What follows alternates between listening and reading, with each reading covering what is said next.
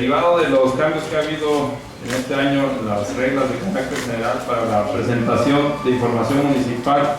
a través de medios electrónicos emitidos por el ORFI y en fundamento con los artículos 37 y 121, fracción primera de la Ley de Fiscalización Superior del Estado de Veracruz de Ignacio de la Llave, donde establece que todos los entes fiscalizables municipales deben entregar e informar las acciones básicas de la gestión municipal como Programa General de Inversión, por sus siglas PGI,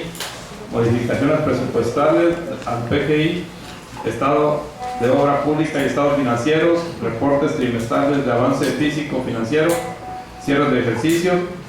y adjuntando la documentación requerida según el fondo y la normatividad aplicable. Dicha presentación y entrega ante el ORFI deberá corresponder a los formatos contenidos en el SIMVER, Sistema de Información Municipal de Veracruz, para ser integrados a través del SIGMAVER, Sistema de Información y Gestión Municipal Armonizado de Veracruz, y para que cualquier ciudadano a través de la página electrónica del ORFI denominada CONVER, Sistema de Consulta de Obras y Acciones Municipales de Veracruz, pueda ser consultadas en cualquier momento. De esta manera queda la propuesta de inversión de los programas Portamun con 24 obras, con un total de 307.608.681, los remanentes de Portamun con una obra de 2.628.857.34, de recursos propios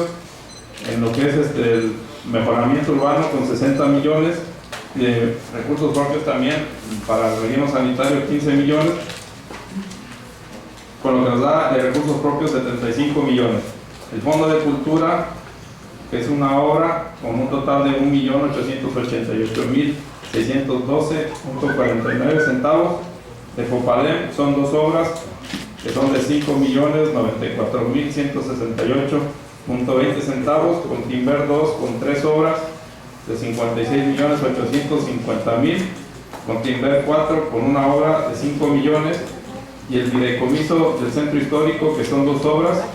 de 7.193.719.11. Por lo tanto, con sustento al anterior, se propone a consideración del Cabildo la discusión y aprobación en su caso de la presentación del Programa General de Inversión 2016 de los recursos Portamun DF, remanentes Portamun DF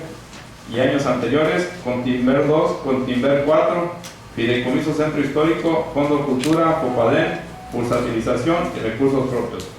Cabe mencionar que en la sala se encuentra el arquitecto Salvador